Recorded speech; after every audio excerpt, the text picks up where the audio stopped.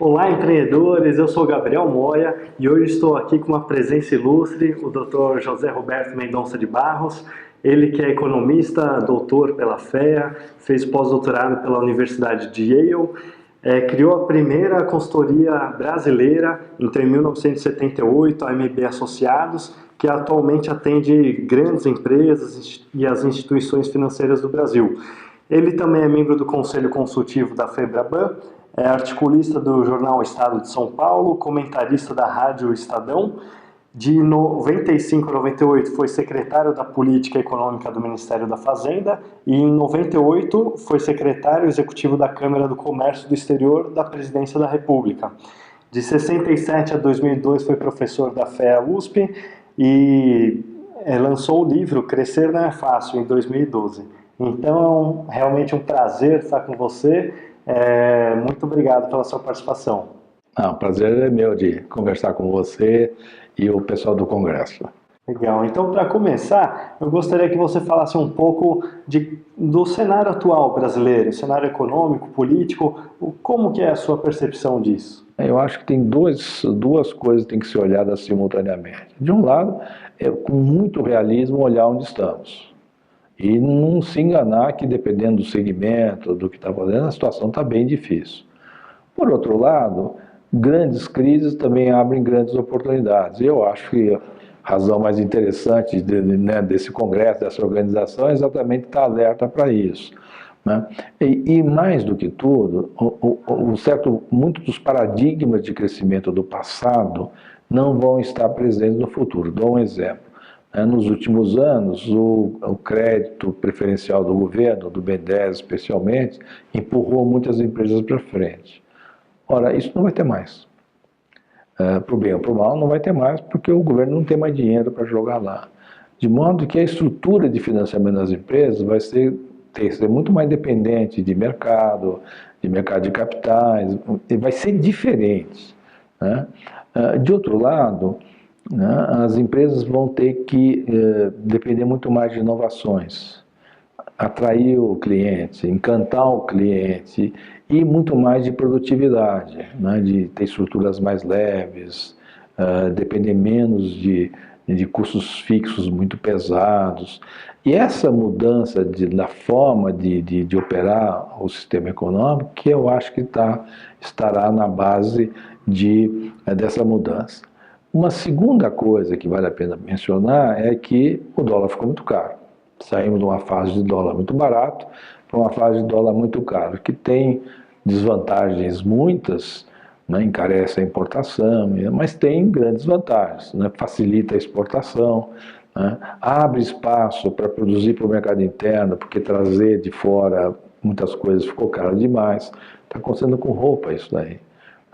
Trazer roupa do exterior era imbatível, porque era barato, tinha um atrativo de ser vinda de fora, só que isso aqui ficou muito caro. Está reabrindo espaço para a confecção nacional, mas não é para todas, é para quem for criativo, quem conseguir fazer uma coisa bem ágil. Aí a gente entra na parte construtiva da coisa. Então eu acho que, de um lado, é reconhecer que tem uma situação difícil. Segundo, que existirá e está ocorrendo uma mudança no Brasil, e o que as empresas e os novos empreendedores têm que estar mais do que nunca atentos é como é que vão se ajustar a esse novo país, a essa nova estrutura de mercado, a essa nova forma da clientela olhar, e isso abre muitas oportunidades, não só para quem já está nos mercados para poder se rever, mas especialmente para quem está desenhando um projeto de entrada para esses mercados, e eu acho isso fascinante. Se o senhor tivesse que apostar em alguma empresa e investir o seu capital, a inovação seria um ponto-chave? Teria algum outro ponto que você consideraria também? Eu acho que a inovação é um ponto-chave. A segunda coisa que acho que teríamos que gostaria de saber da empresa que tem uma inovação correta, qual a sua capacidade de enfrentar o sucesso. Porque um dos problemas do empreendimento, e eu aprendi isso, posso até depois contar o exemplo, muito cedo, não é quando dá errado. Porque se der errado, você pode eventualmente começar de novo. É o desafio de quando dá certo. Porque qualquer empreendimento nasce pequeno, aí ele dá certo. Então, o grande desafio é qual é a capacidade de atender a uma demanda que cresce 100 vezes, porque começou pequenininho, e de repente você tem que crescer 100 vezes, sem perder qualidade, sem perder confiabilidade, enfim, sem perder as características que fazem essa coisa dar certo. Acho que todo mundo perceberia isso num exemplo muito simples. Pensa num restaurante, né, que, obviamente, depende de um chefe, de uma chefe com uma boa proposta, com um bom que saiba fazer aquilo. Já não é fácil tirar isso do chão num mercado muito competitivo, se diferenciar, achar o ponto, conseguir divulgar de alguma forma, mas suponha que deu certo e começa a ter fila na porta, né? Tem muita gente que nesta hora se atrapalha, não sabe lidar com isso, a qualidade do serviço cai, a qualidade da comida cai, e aí rapidamente, num mercado muito competitivo, você perdeu capacidade de fazer. Então, eu olharia a proposta de valor, a inovação, né? E a capacidade de fazer no primeiro momento, mas para mim o que chama muita atenção é a capacidade de crescer, né? Qual é a capacidade a segunda parte, que é tão importante quanto a primeira. Agora eu percebi que vi uma boa história com relação ao crescimento de uma empresa. Você pode contar essa história para a gente? Eu me formei em 1965, faz tempo para boa, né? Mas em 1969, 70, o Brasil estava crescendo, né? E a revista Cláudia, que existe até hoje, era a grande revista no Brasil. Vendia, naquela ocasião, 500 mil exemplares por mês, né? E eu tive um colega de colégio que, numa viagem à Europa, viu uma coisa que lá era novidade na ocasião, que era uma pulseira de um metal, tinha cobre, tinha mais coisa dentro, que tinha aparentemente o atributo de fazer bem para a saúde, coisas assim. E ele voltou para o Brasil dizendo, eu vou fazer isso, né? Aí montou a coisa comprou o direito, montou a coisa da pulseira, e aí como começar? Ele teve uma ideia genial. Ele foi na revista Cláudia e negociou, e a Cláudia não precisou pagar para isso, de colocar nos 500 mil exemplares da revista um anel do mesmo material. E aquele anel foi dado como brinde para quem comprava a revista, né? E era uma espécie de ensaio do que seria a pulseira. E foi um sucesso absolutamente espetacular. E aí começou a chover os pedidos. Só que a fábrica dele produzia, ele não tinha pensado como entregar tanto, ele tinha pouca capacidade de entrega. Mas os pedidos não paravam de chover, aí ele saiu correndo e, meio às pressas, alugou espaço industrial em outras fábricas e começou a sair uma coisa com um problema sério de qualidade. Então, aquilo que era positivo, alguns queimavam o braço da pessoa. A hora que começa esse tipo de coisa, não precisa dizer que a empresa quebrou, né? Vamos falar de outra história agora. O senhor fundou a primeira consultoria em economia do Brasil. Em que situação que isso aconteceu? Isso é interessante. Aliás, vale isso, quem quer empreender tem que estar eventualmente aberto à possibilidade. Ocorreu o seguinte, no início dos anos 70, 74, 75, no mercado financeiro, começou o que se chama de mercado aberto, open market, o overnight, que até hoje a gente tem na base da aplicação diária que todo mundo faz nos bancos.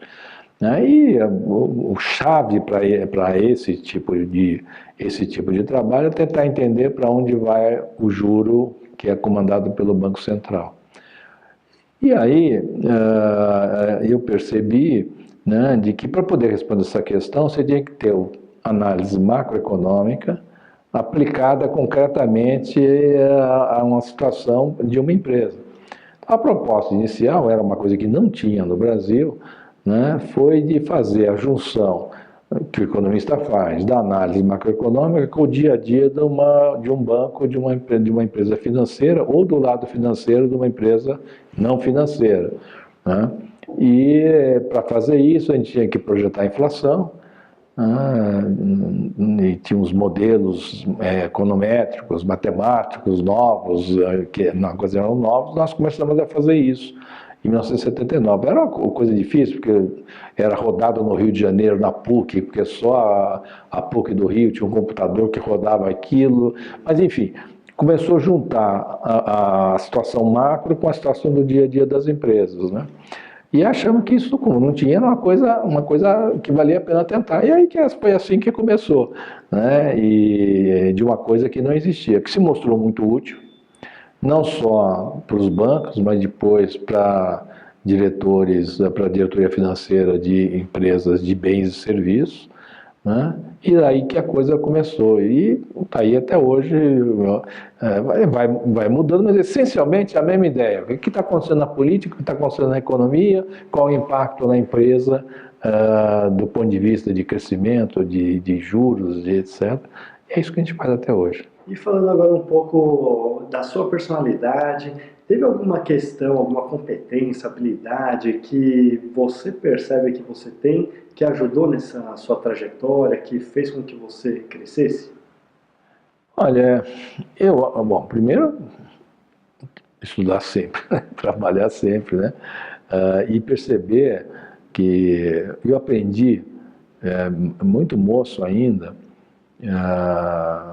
quando cuidava de uma fazenda de café, eu mencionei há pouco, eu comecei a conversar eu trabalhava numa cooperativa, a Cooperativa Mandaguari, com o melhor gestor de café que eu conheci na minha vida.